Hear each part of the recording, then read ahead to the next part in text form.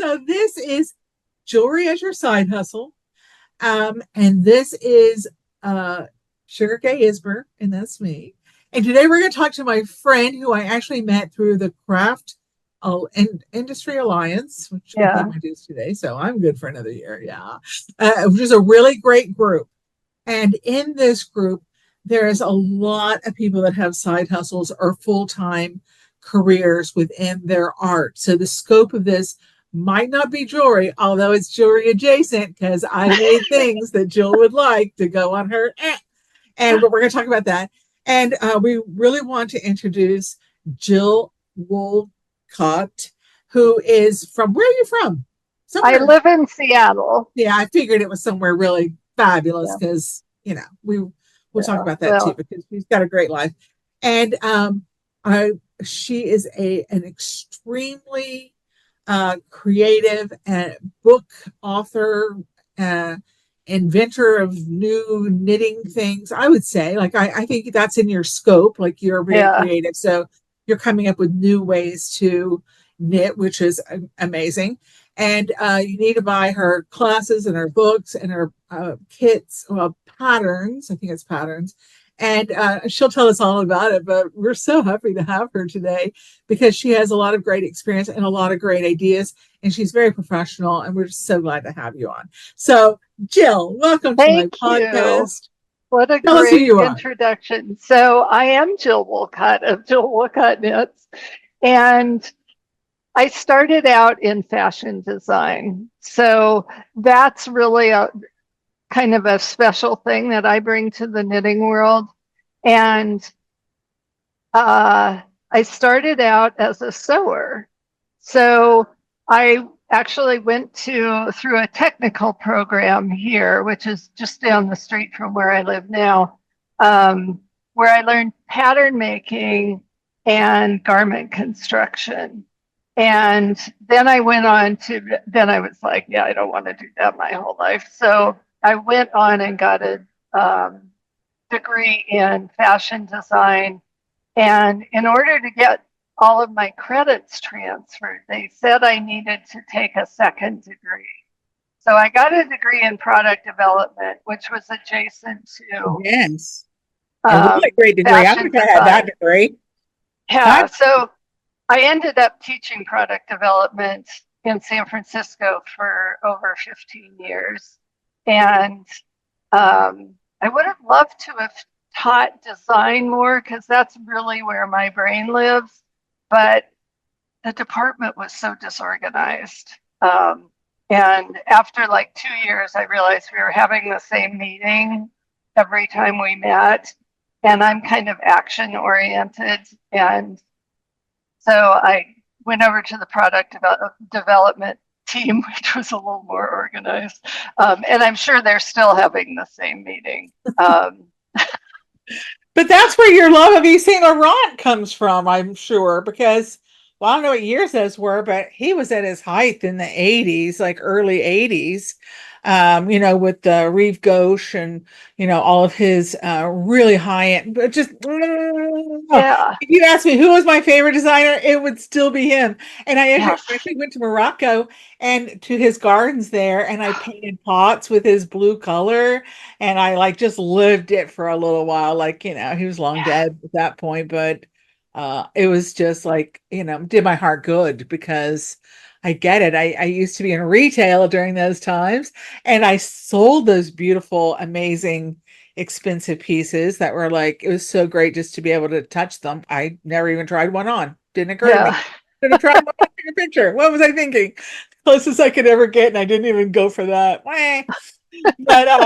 But I watched your video on your website on the tour of your studio, and I have to say, you really inspired me. It was such a great tour. I saw your degree there from the technical school. I saw how you were organized and how things meant to you and how things do mean to you. And the piece that you were meeting, I saw right at the beginning. I'm like, oh my God. And then I found out it was from a Japanese pattern and it had all those little balls on it. And that's probably why I liked it too. But you're an amazing craftsperson. So I'm there are people who are much better knitters than me, and I will admit that I mostly pay other people to knit my things because I can't focus that long on anything. I could never knit, so I get you. And I, tend to change things as I go and then forget. And so most of my samples are knit by other people, but I knit every night for like 2.5 hours. So I'm always making stuff, just not necessarily pattern related. And some of I think my best projects have come from those things that I make for myself. And then I'll be like, oh, I bet other people would like this. Well, sure. And I think it's because it really taps into my passions and what interests me. So I'm just kind of naturally a problem solver. So I'm always looking for something that needs to be done better or done differently, or like I come from a sewing background, so sewing something together doesn't bother me, but most knitters don't want to do that. Right. So I spent a lot of years just learning how to do things on the needles to avoid sewing, because that's what knitters hate. And so yeah, I'm always thinking, I got to tell you, like, I am never bored. I'm sure you're never bored. I know, we're the same, of course. In every project that I do, and I do multiple projects for product design, I'm creating, collections for this company, like all different kinds, all week long. So I've got to keep you organized. But we're the same on that product design. Like it is about creative thinking and problem solving. Like, how can I'm just doing a project right now for Niagara Falls and it's all selenite. And it's like, how can I represent the 1800s? Because that was kind of wasn't the first thing that we came up with, but the 1800s in selenite jewelry.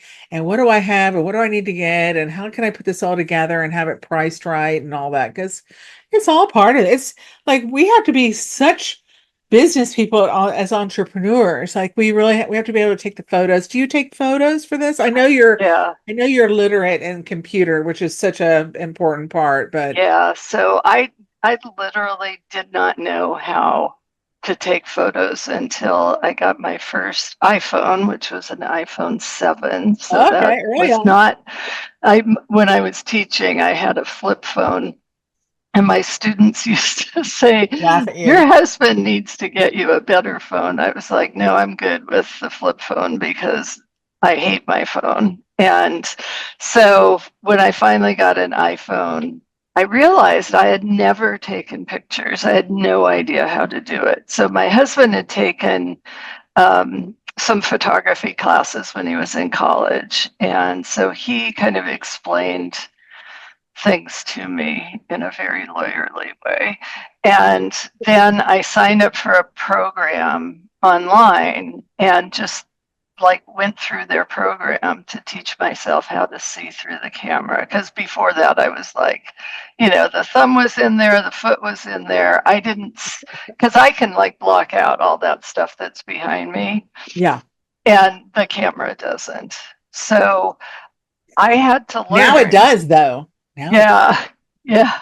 So I had to learn, and I had to learn how to take videos, and you're great at that. Like all on your own, you're taking yourself videos. You're filming yourself. Like that's something I don't even want to be in front of the camera. Like I'm like, I don't know. Yeah, no, it's so different, and I am approaching my 70th birthday. Yay! So. When's your birthday? October 5th. I'm a total Libra.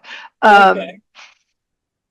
So I had to learn all these things as, 50 plus.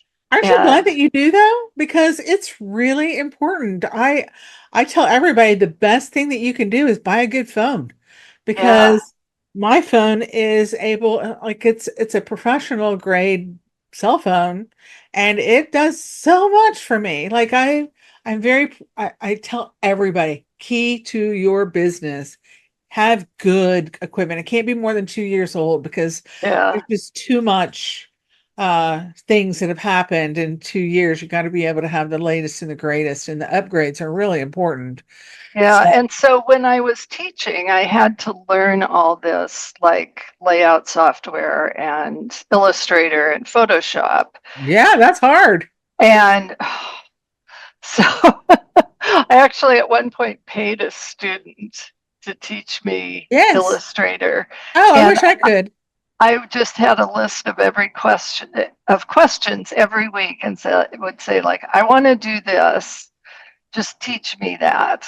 And she would teach me, and because I kind of like need to be able to do something right away. Yeah. And then pretty soon I became an expert. I did classes on Illustrator. I'm not so good at Photoshop. Um, and then I do the layout for all of my patterns and stuff. So um, I recently switched to away from Adobe Yep, me too. because, Me too. I yeah, did too. I canceled my Photoshop yeah, since I've had it since 2005. yeah. Like, So time I for something started new. in 2000, and I stopped at CS6, which was the last time you could actually buy the Yeah. program. Yeah. And so I have this ancient computer over I there heard you for, talking about it, that you have to fire it up just to yeah. get going. I getcha. And so anybody who's looking, Affinity software is really good. It's like $200 ish, and for all three programs, and you own it.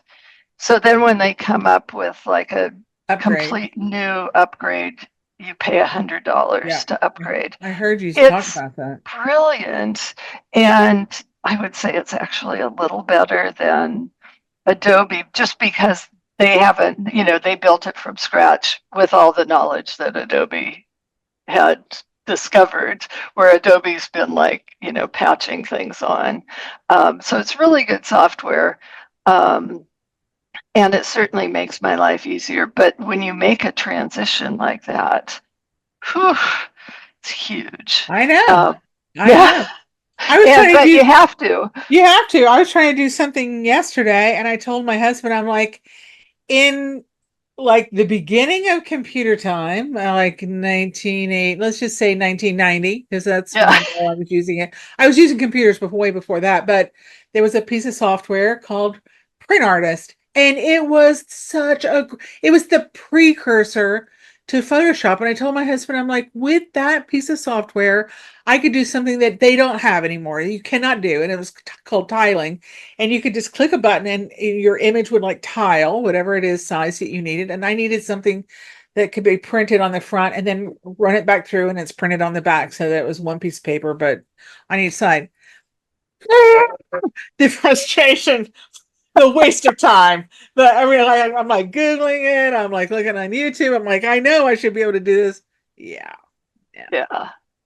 It, So it's it's probably available in something like Photoshop, which I just ditched. So for Canva, because yeah, it's all AI now, and I don't know, I don't think it's that much better, but it's hard. Like it's tricky. You have to like really like figure it all out again. yeah, yeah. So my big interest for the last several years has been fit. And because of my pattern making background, I understand why things don't fit and how to make them fit. Like the So, darts. You were talking about the like darts. the darts are huge. And, getting this to fit if you've got a big bust is crucial. But no one really knows how to do it because they don't understand the pattern making, but also we tend to not understand bodies. And, Right. like the way I put on padding is not going to be the same as the way you put on padding. And so there is no universal solution. And so I got really interested in this, and I started thinking about trans people because they have a skeleton that was set by however whatever gender they were. Right. at birth. So, if they've gone through puberty, they've got that skeleton, and they can take hormones, they can pad out or remove fat, but they still are going to have that skeleton. Now So you have a skeleton in your back right over there, and you said it's a male skeleton, and I'm like, yeah, how many differences are there in a skeleton? Like I don't watch CSI, so I'm sure somebody's yeah. So explained it. there's really not a lot of difference in the component pieces, but we all know that when women Give um, birth. give birth or get pregnant, that their hips expand um, to facilitate the Yeah. expelling of a human being. Yes. Um, Which I've done. So I get you. I'm there with you. I'm seeing and it. I'm feeling it. yeah, so it's mostly structural, which is often related not to the bones, but to connective tissue. So it's that hip And connector thing in here. yeah, and Yeah. so it allows the hip to spread. So Or on men, is it like is it fused? Is it all like one piece and not flexible? Is that the only difference? Is that where we're looking it's for the just difference? narrower with, there. So then the differences come in connective tissue. Okay. So we have different types of and connections Okay. between the genders, which of course we don't know that much about women, because why would you ever study women? Um, Don't get me started. I live in yeah, Texas. I was going to say that's a whole nother thing. So it really becomes how additional layers are put on the skeleton. And then we know that as you age, things change. As you put on weight, things change. And one of the things I've become really convinced is that the type of food that you eat changes the kind of fat that you put on. And um, it's so complicated. But it's a problem that needs solving. So I've been working Yes. on it, and Yes. I've been working on it for I think 3 years to make something that would allow people to individualize a particular design. And so, like, take one of my designs, and there you put in your measurements, and it rewrites it for your measurements. It's not Wow. quite that simple. But Right. so when we got to the point of wanting to actually make that happen, I was doing it in Excel. And when I say I actually mean someone else was doing most of it in Excel. I'm like the mastermind. And it turns out Excel is really porous and really easy to break into. So I was mostly concerned about protecting my IP. And so we built a PHP whatever. And again, I say we, and just this lovely gentleman named Owen, who I found through his partner on Craft Industry Alliance. Oh, okay. Yeah, so, and they're in England. He built me this PHP thing, which is basically like how your bank does stuff. It's Okay. working on a server. Yeah. And so you see like a JavaScript thing on the front, and there's all this other stuff going on. So he built that for me, and he was so brilliant. He kept saying, let's just keep it really simple. Let's keep it really simple, because I had a limited budget. Yeah. You don't want that I do not need to be an IT manager. So we really needed it to be simple. So we are going to release it in August. But what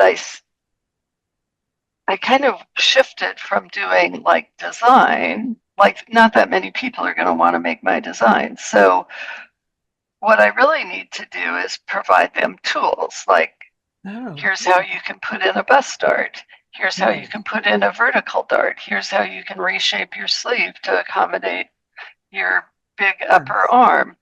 Um, So that's what we're working on right now. How do you accommodate your chest if you were a 48D and you're now wearing a binder? Right. And so you're diffusing but you still have a 48-inch chest. Right. How do you accommodate a large belly or a big bum?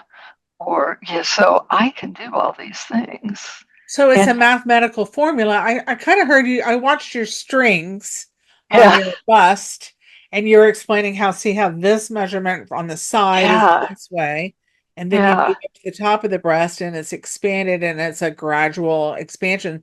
So you were trying to figure out that formula of what that differentiating like growth was there. Right. And I don't know about you, but I did not do well in high school math.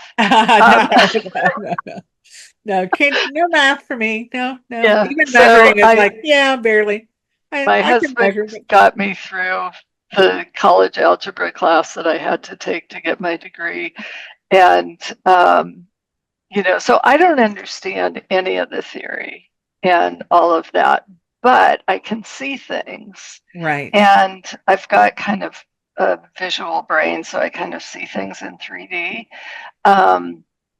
But I don't have the math. So Jamie has provided that.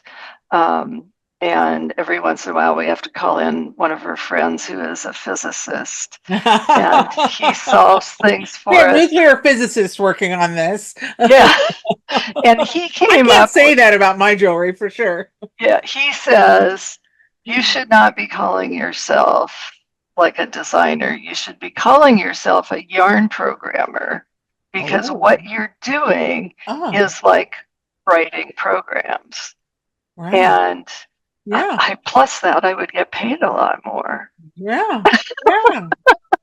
It's brilliant. Like seriously, because it is a tool that's not out there to be able to resize your patterns. You put in your measurements. This is what the pattern is standard, and now it's going to convert it, and this is going to be the new sizes of how the pattern should be done. Like, I get it. I have friends, my dearest little friend, and I say she's a little because she's like a little doll, but she she has the whole laser printing for patterns and all that. She's like high up in that, and I get it. She can't make anything without a pattern. I can't make anything with a pattern. So I get it. Like, it's just not my game. I'm like, I look at it and I go, I could just. So we laugh, my husband and I, because I don't actually follow directions. Yeah, that's because you're a real artist. I get But that's what I do for a living. And I mean, when I'm cooking, I'm just like, throwing things in, and I just get ideas and make something. So one time I had breast cancer surgery a few years ago, and it was they found it really early, but I couldn't use my arms for a few weeks. So he was making meatballs for me, and he doesn't cook at all. And, because I needed him to get in there and mix everything. And he said in kind of a panicky voice, he's like, "You're just throwing things in. You're not measuring anything." Yeah, we don't measure. Like, no. Like, that's what's going on. So he bakes bread, and it's all very measure. way. Yeah, I get it. That's the one reason why, even like if I make a box cake, I still somehow I made a birthday cake, and I'm like, it was dry all the way around the edges. It was like, I overcooked it. And I was short an egg, so then I threw in yogurt and a bunch of, I don't know, this will work. Wow, some more butter. Who can hurt? Yeah. I'm not a cooker. I'm not a baker. I'm a good cooker, but we're the same. I'd love to taste your cooking, because it's that love, that passion that just comes through us. And I find it really is great when I've got a problem that I'm trying to solve, to go down to the kitchen and just womp up something, because it uses that creative brain, but it takes me totally out of the problem that I'm trying to solve. Then it figures it out for you, and then it's like, here's the answer to your problem. Yeah, all I needed was 2 dozen oatmeal cookies. That happens when I sleep. Yeah, Or I'm driving. I think when I'm driving, I definitely yeah. I just turn off the radio and I just let my brain just be grateful for a while, and then things stop Mitch popping. calls it the lizard brain working. Yeah. And I just got back from 3 months in I Australia, know. So tell and me about that that trip, because was now I was gonna ask you about that. That was on my list. okay. 3 whole months. Yeah, You said, yeah, it's really big. It's also very expensive. I know that. My yeah, son just got back from New Zealand and Australia, and he's traveled the world and goes, most expensive place ever. Like, oh my God. So yeah. this is No, so this was, like a trip that Mitch particularly really wanted to do, and he's retired. And so he did all of the scheduling, and, I mean, I booked hotels and stuff, but he figured out our itinerary and all the flights and blah, blah, blah. So I would like basically get up and say, what are we doing today? And oh, he that's had so done nice. He knew everything. everything. It was his Yeah, trip. Like yeah. And seriously, you didn't come back with an accent. After 3 months, I no, think you'd say something. Like, good day. no, I have no ear for accents. And I also can't read poetry. And I Okay. don't have a lot of rhythm. And I've decided that those three things are somehow connected. Um, but so we left on the 28th of February and got there on March 1st. And we came back on May 24th. Wow. Um, So you've just been back a couple of weeks. yeah, a month. And it was spectacular. And I now know why people are given sabbaticals. Um, Yes. It's good for it, your soul. yeah, and I mean, I'm doing something I love, but there is a certain level of frustration to various aspects of it. And I drug my laptop around, hardly did any work. Believe me, I was cursing myself at the end that I was dragging this rock around. Um, but like the last week, we were in Sydney and doing a lot of just like walking by the ocean and kind of tooling around, not doing anything. We'd pretty much done everything. And like one day I just was like, okay, I know what I'm going to do for the next 10 years. I have never had An that epiphany. feeling. Yeah. That's And what in is part, it? What do you yeah, think? it's because as I said, I'm almost 70, and I realize that I typically juggle about 50 projects at a time, but I can't do that anymore. And so I need to find a way to harness my energy so that it's just focusing on the things That you that want. I need to do Yeah, before I die. right. Um, and yeah, it was great. I mean, I got on the plane and I was like, Ready to go. I know exactly what to do. Of course, my plan in my head was that I was going to write all this down. No, it's still in my head. And I would say that's my biggest failing is I cannot make myself kind of create a big plan.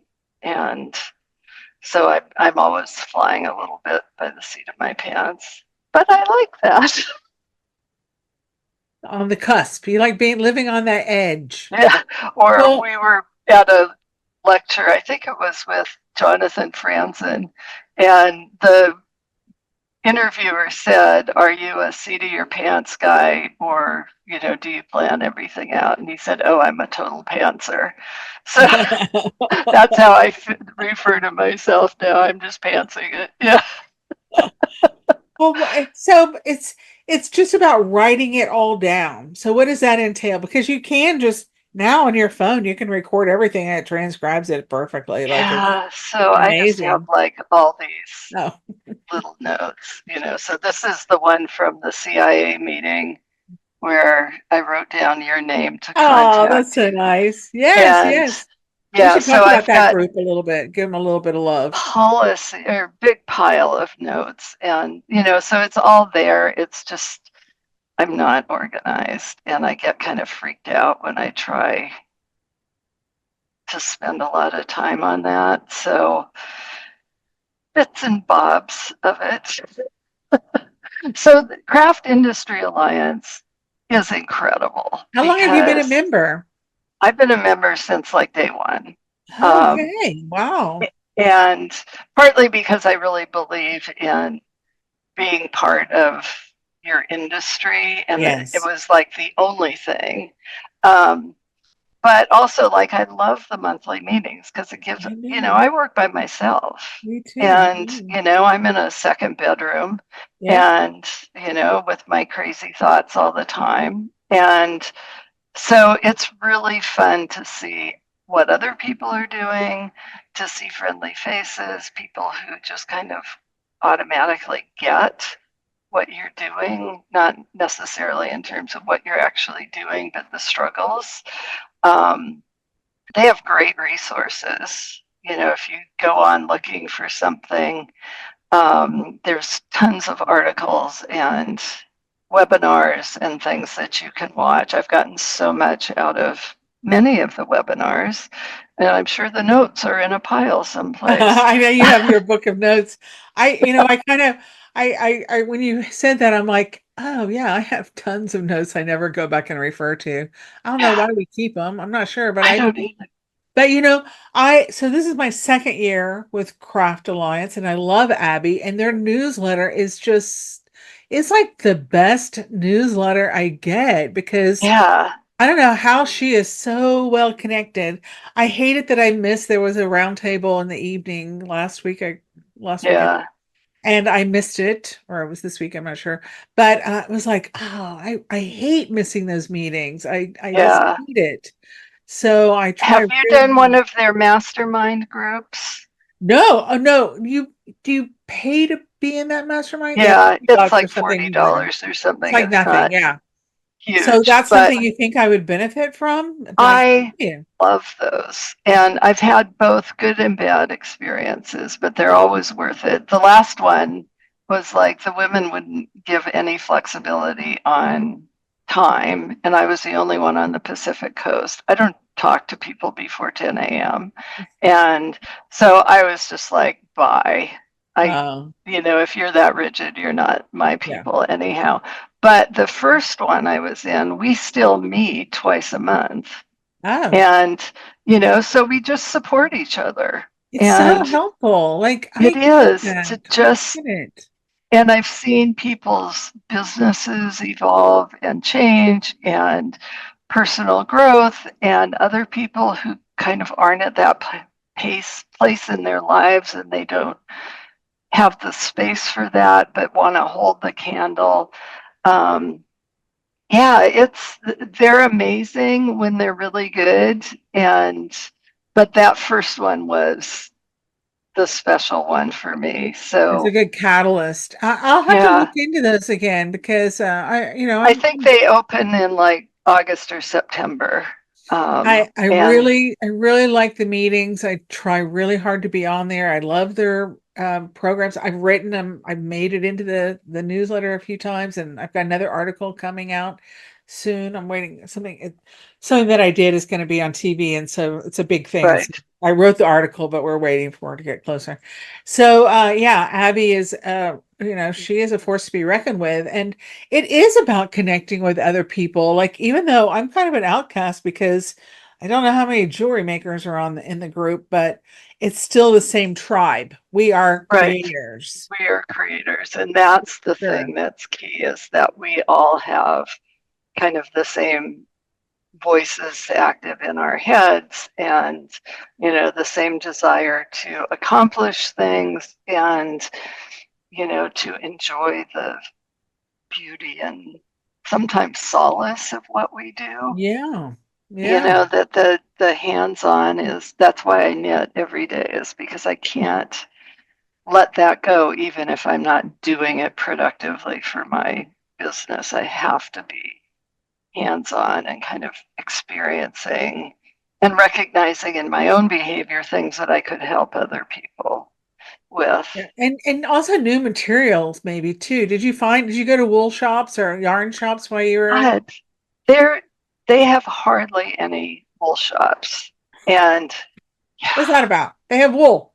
I What's that know. about? So, of course, as soon as I got back, I discovered a small mill that's outside of Melbourne. So I'm going to see if I can do something with them just because I love small mills. And so they have terrible colors. There Um, you go. Got to help them with that because yeah, I saw your Pantone pictures on your Instagram. And yeah, I yeah, mean, colors change all the time. Like it's an yeah, ever moving thing. yeah. And I couldn't find, Excuse me. bless you, very many hand dyers, which are huge in the US. Huge in the US, Huge. using And all kinds of natural ingredients and yeah, indigos. so it was disappointing in terms of that, but I have 1,200 pictures of beautiful colors. Well, I wonder if it's because it's not very cold there very often. I used to live in Canada, and there was a really big group of spinners and weavers. So, Right. and they would have these amazing combination threads of like, Yeah. 20 different colors that they had spun. And I'm like, it's so gorgeous. And then they would make it into shawls, and I would make the pin using all the colors within that yarn scope so that they had something. I noticed that you had on your little shawlet thing you had a little closure thing, and it's like, oh, you need to tell Jill I can match any wool, I can match any color. Like I got Yeah. 5 million beads. There's nothing if I gotta buy more, yay, that's all better for me. But yeah, there's pretty much not a color because I have beads that go back from, whatever, just go back in time. Like however far you can go back, I got those beads and then come forward because I buy from old warehouses, mostly in Rhode Yeah. Island and New York and all that old Oh, hoard. yeah. So Yeah. have access to all that. But the colors, it's beautiful. You can see, you can go, oh yeah, that's from this. Oh yeah, look at this one. Well, you can just see it, you can tell it by looking at it, what age it is. Yeah. The color So telling. I visit vintage button stores I every saw place. something about your buttons. In Yeah. San Francisco used to be a great button place. It's all gone now. It's all gone. So That was Tender amazing. Buttons in New York and Chicago is Yeah. gone. Um, yeah, so there's this gal. Her name is not Dusty, but her company is called Dusty's Vintage Buttons. And yeah, she does the same thing. She buys up from warehouses and personal collections and stuff like that. So at the end of COVID, she got access to a bunch of Italian stuff. Yeah, well, that was expensive for me. And I think I saw one of your Interlago buttons. yeah, so I buy I from her. I I love go, those old buttons. I have tons yeah, from England. I do and I remembering found them. some beads in Oregon. I don't buy a lot of stuff anymore when we travel, but I look Right. for little things like that where that I can tuck into a shoe. It's, carrying stuff is real. And we don't Yeah, need more stuff. That's kind of the yeah, other issue of all yeah. this. It's like, oh man, So, we have more I mean, stuff. the first step I take when I'm getting towards the end of a project is to go see if I have buttons that go with it. And I wear these pins every day. Yeah, I saw them. And so that's how I started making what I call my art buttons, which are just basically small collages using antique buttons and yarn and threads and beads and whatever I have around. Um, so if it's not something that needs a button, I make an art button for it. And for me, it's kind of like the closure of the project. It's like, okay, I've done everything. I don't really wear them. Somebody said I should sell them, but they just are fun to make. And yeah. And what are you making your collages with? Like, I'm trying to visualize this. I didn't see a sample of that on your Oh, website. I don't have a lot of, let me get my box. Your button box, your old jewelry box, the broken jewelry box, because I saw that box, that thing too. So like this was a project. Now, is that a ring? Oh, I see the thread in there, and Yeah, so the there's thread, yarn. there's like a Caboni. No, this is a like a cover your own button form. And then these are buttons that I got in Santa Fe, like probably, I mean, they're vintage now, but I bought them. And then what's on the And back? Like what are you oh, so attaching it this is, to? it goes with a cowl, and I just put a button on so I can button it into the loose yarn in the stitch pattern. So it just hangs like that. Oh wow! So it doesn't need to it doesn't have to have a stabber thing. It just has to have a button, and then Yeah. the weave is So big enough to put it in there. Oh, here's another it's one. got a needle in it. So Oh, these are mother of pearl sequins. You I can see. see Oh, I that see there. that. And then I like making these big stitches.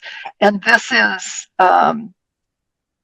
from my martini olives It's a at a sculpture. restaurant. My husband was horrified that I took it.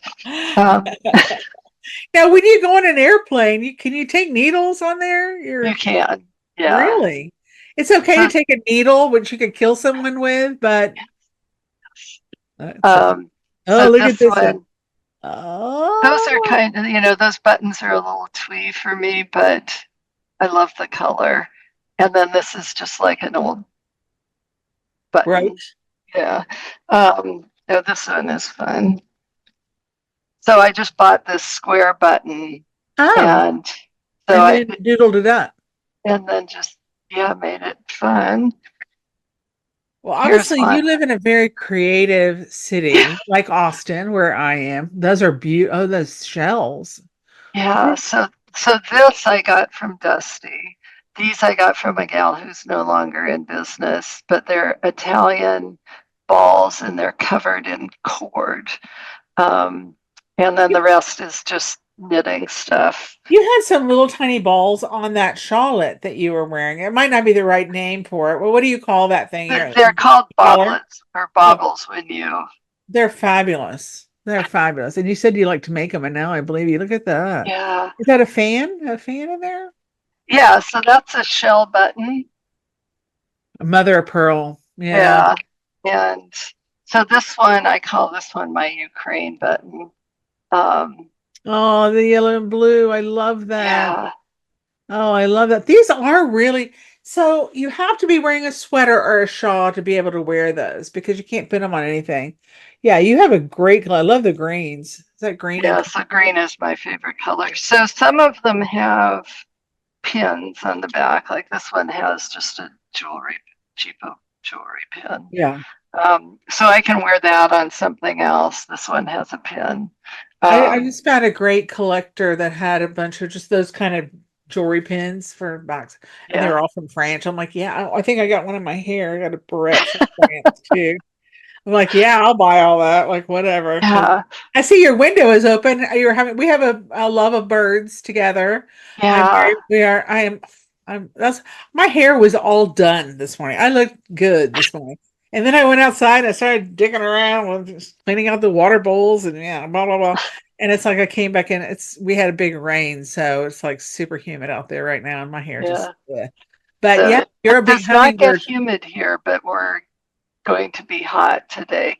So this is I did not make this, Oh, it's a but cards. It's playing cards. it's, so this was, it's mother of pearl tiles that was in a bracelet, and they chipped. And so I got worried that they wouldn't last in the bracelet. And the bars are a pair of earrings that I no longer wore, and then pearl earrings, which I no longer wore. So a jeweler put them together for me, and then it felt like a little too fussy for me. So I took some brass um, jewelry pins and put little wraps of wire around it, so it looks a little bit more funky. Yeah, it is. You've got a But good eye, and you always wear your pearls. yeah, so this, I mean, nothing is new except the pin that she put on the back and those brass pins. Yeah, We're the same.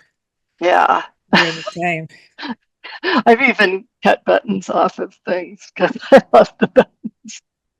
Well, buttons are such a historical part of our life. When we figured out how to do buttons, Yeah, it's way old. Like that's ancient, like ancient technology. Like let's make a some kind of a fastener. I'm sure the ancient people were, trying to figure out how to do that. They knew how to make holes in rocks, which was that was pretty good.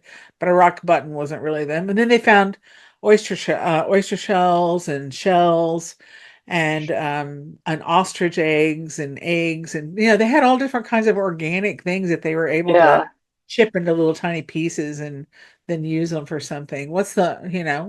You've seen old buttons in museums too. yeah, If I could go back in time, it was a lady that owned the business who did all the mother of pearl buttons for like she had the big industry over in Japan or China, wherever. It must have been Japan because it was before China was in the thing. But I've seen some stuff on her, and it was amazing. All the buttons, because everything needed buttons, and it's not just like one button. One shirt would have 20 buttons, and then the here and here and here, and then the shoes had buttons, and a button industry was a gigantic thing for yeah. hundreds of years. Until they So our invented plastic. local Native Americans used buttons to decorate their tribal costumes. So they clearly had traded those. Yes. So they are covered with mother of pearl buttons in their traditional patterns and stuff, which is very cool. They've got a lot of them in our local museum.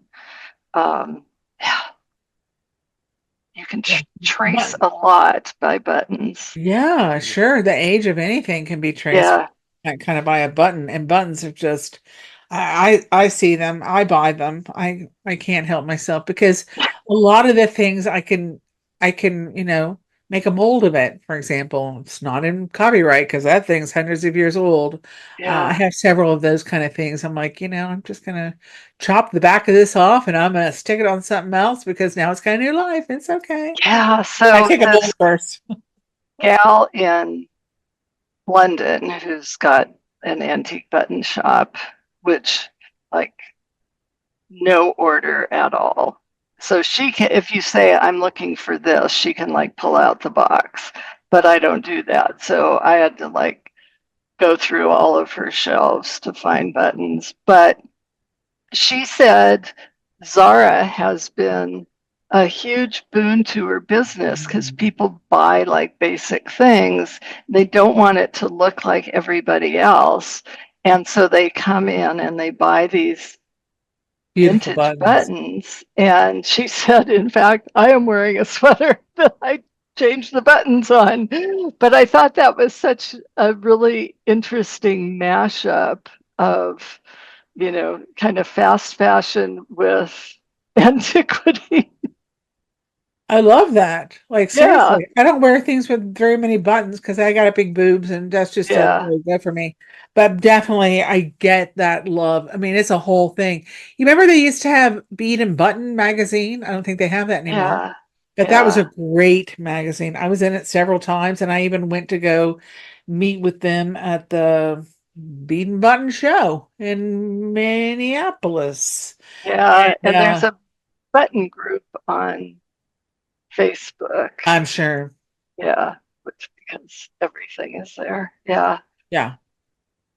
Yeah. So what are you going to do the rest of the day? Because it's an early day and we're almost out of time, but it's like meeting Yeah. a new friend. Like we seriously Yeah. have a We could lot go of on crossover. forever. If you Yeah. ever come to Texas, you have to come find me.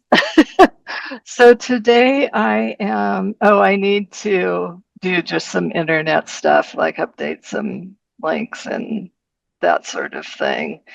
And we're going to a music performance tonight, hence the fancy pin. And You're dressed for the one of day. one of the way, yeah, I get dressed once, and I might change my jewelry, but otherwise, I don't have time to be changing my clothes. Um, I have so much chaos on my desk right now. I've just finished 4 projects, which have gone off to the tech editor. And so one of the things that we had in knitting patterns, and writers have the same thing as like a style guide. So I have a style guide, but I've been revamping all of my patterns, and now I have the pattern tailor patterns, which are the ones that use my tool, online tool. So I think the balance of the day will be spent updating my style guide, which then goes out to my tech editors and anybody who does work for me, so that they can do things the way I do it, because I like the way I do things, and I don't like it when people do things differently. That's okay. You're allowed to be like that. You're paying them. Yeah, yeah. So, when I taught, my students would, ask me, like, what do you want? What do you want? I was like, if I don't say something, I don't care. If I say, do not use Times New Roman, do not use Times New Roman, because I seriously object to that. Which I objected to because if you have access to 300 fonts and you can't change the font and you're in a creative industry, then you need to rethink things. So I remember my sons called me out on that a long time ago. They're like, yeah, really? Like, it was Arial. Like, does everything have to be Arial? Like, what else you got, Mom? I'm like, oh, only like 400 fonts. Like, yeah, but it's readability. There's certain things that I'm gravitating, things that can quickly be seen. But yeah, I just made something, and it was super little, and the type font had to be like a 6 point at some point, and I'm like, Arial's the answer, because yeah, even at 6 points you still can kind of read it. But yeah, I yeah. So, understand and font. that's like another thing that we have to take into account now, is how, you can't just post a picture. You have to put in the alternate text so somebody who can't see Yes. has access. And, the thousands of steps every single thing requires can just be mind-boggling for us solopreneurs who are Yeah, doing I get it. everything. And, you have to do the SEO to make sure that it comes up. And Yeah. I have two yeah, drivers, so I get it. I have two guys that one will work on this video and the other one is doing some other projects for me, because we yeah, have to be able to multiply ourselves. We have to yeah. be able to multiply ourselves. It's It's just too like, much for one AI, do my dishes. Don't solve problems that don't need to be solved. I can handle all that. I just need somebody to do all that other stuff, or fix my SEO or add tags or whatever. Yeah, I had a great gal who used to do that for me, and I think I'm going to have to hire her back, because what happens is that I just don't do it because it's too enervating to Well, it kind of fix sucks our them. energy out because we're Yeah, creatives. And so some of yeah, this, kind of admin kind of BS work is hard sometimes. I just go, oh my God, yeah. I need to list things, and it can So take how do you handle your filing? This is filing. I don't have filing. I don't. Yeah, so I have I a hand it to my Shopify. husband if it's for taxes. Here, keep this. Yeah, no, I do the same. I mean, I can't be responsible for anything like I that, know. because I I put don't I everything don't in have a space. shopping I'm like bag. you. I've got everything in my world is all about me. Don't Yeah, give me something I gotta file, because I my whole house, the room next door is finished jewelry, and I have 1,000 pieces of finished jewelry. And then this is the bead room and also my studio.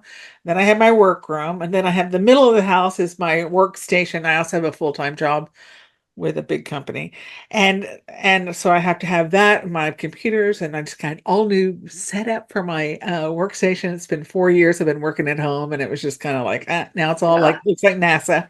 And then I have a table. Our dining room table is all the stuff that would go around mailing and organize, all that kind of stuff is on that table. So besides our bedroom and the kitchen, the whole house is jewelry, the whole house. So it's a sickness.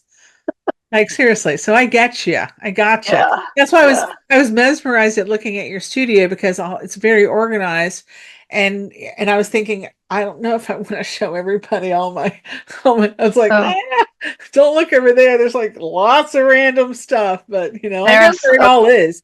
If you there's ask me piles. if you ask me where one bead is, I could find that bead. I'd be like, yeah, I know where that bead is. I mean, I Yeah. might have So to now I dig. have piles on the floor and, projects heaped in baskets, and none of it is pretty. You can see over there that, I had like some clear space. So I've just been piling things up there. And We're the I same. sometimes will take photos and like post them to my story on Instagram to shame Yeah. myself into cleaning up. No, you do a good job. Like seriously, I like your Instagram, and we're friends now on Instagram. So Yeah, please follow me too, and yeah, I we'll did. we'll keep up with each other. And so, Yeah. where can people find you? So let's talk through that because it's the end of our hour, sort of, and So I I want am people to see you. Jill Wolcott Knits every place online. So that's pretty easy. Just usually all one word. Um, and JillWolcottKnits.com is my website. Um, I'm on PayHip because they do VAT for purchases overseas. And as we said, I can't be trusted to do the tax collection for anything. So they do that. So I sell my things there. um, And PayHip, I haven't heard of PayHip. yeah. That's new. So it's actually pretty good. It's mostly for downloads, but they've started doing physical things. Um, and you can use it to sell like instruction manuals, things like that, like if you were teaching a class. Um, my education platform is Jill Wolcott Knits education on New Zenler. And so I love paperwork, and I always have, because I like to write. And so when I teach a class, there's like tons of handouts and stuff. So it allows me to put that up. Like this would be a video that I would put up there so people can watch it again. And a lot of my stuff is free there. And so that's the other place is Jill Wolcott Knits education at newsendler.com. At newshandler.com. But also Yeah. find you on Instagram. Yeah. Instagram is great. DM Yeah. me. I do everything. So however you contact me, you are getting me. I always think there's too many places to be contacted. I feel like Yeah. overrun with, Yeah. I look at messages and it's like, really, that happened like weeks ago and I didn't get Yeah. a hit on it. And it's like, I missed that. Blah. Yeah. There's like multiple sources of information coming at you, and it's hard to check it. I even say on my voicemail, don't leave me a voicemail. I don't check it. Text me because that's where we are in this world. Who has time for voicemail? Yeah. No. No, Text and me. I hate my phone. I always have the sound turned off, but I do check messages, and like I check Instagram and Facebook several times a day. Yeah. And I set up things on Slack. So if I've got to interact with somebody, I use Slack because you can have lots of conversations over there. You don't have to follow an email trail. Yeah, I And hate those email channels. Yeah, I get yeah, so I use that a lot for communicating, but something has to be set up. you. Yeah. So Well, it has been a it fast has been a hour. pleasure. It And we has. are friends. So I hope you will Yeah. reach out to me if you think, because I'm a product designer too. My son's a product designer in LA. He designs products for like the big things, big things for like the Oscars and big traveling concerts for like Beyonce. He's got that. He came from my tree. So, we're the same. Him and I and Yeah. you. We're the same. We're always looking at everything and always thinking about that puzzle. Like, how can Yeah. that be improved? What is missing here? I think I'm designing products all day long. Like, Yeah. At one definitely. point, yeah, I think we were in Melbourne and we were looking around. I can't even remember what for at the farmer's market, which is like a permanent market. And I just turned to Mitch and said, well, if we ever decide to come down here permanently, we can do this thing, because there's nothing. It was like ready-made lasagna or something like that, you know. And I mean, it was something you would think, like, they've got pasta shops, they have all these other things that you can buy, but there was like no meals, which we were staying in a service department, so I didn't want to be like making lasagna. I just wanted to heat some up. So yeah, I'm always like, what need is not being met? So yesterday I had yesterday on my podcast was a friend of mine in Indianapolis, and she has a company called Send a Friend Lasagna. Stephanie Daly, and she is wonderful. And she started this little business right before the pandemic. So she was like in the gravy during the pandemic, sending like out, 500 lasagnas a week.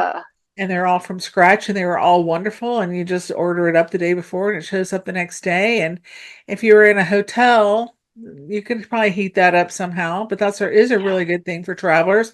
I don't think that's something she's thought of.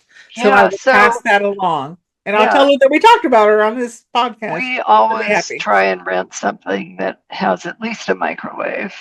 Yeah. But like in Australia, we would be sometimes 10 days someplace. So, we would get a place with a full-on kitchen.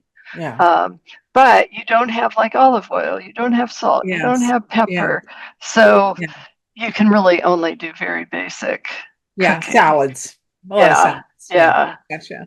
But that's how you pass that on to her, because that is, people who are traveling, visiting, or like people who are going through cancer treatments and staying at one of those hotels, nothing is more comforting than a lovely home-cooked food that you love.